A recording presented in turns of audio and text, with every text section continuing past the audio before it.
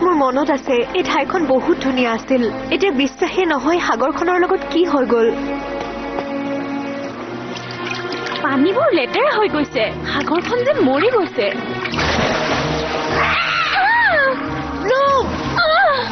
এইকেইজনী জলপৰী যিকেইজনীক ডেল্টাৰে omega ডাইমেনশ্যনৰ পৰা পলোৱাৰ পিছত ৰাক্ষসলৈ ৰূপান্তৰ কৰিছে তাৰ মন্ত্ৰই সিহঁতক তাৰ বাবে যুদ্ধ কৰাৰ বাবে মান্তি কৰাই লৈছে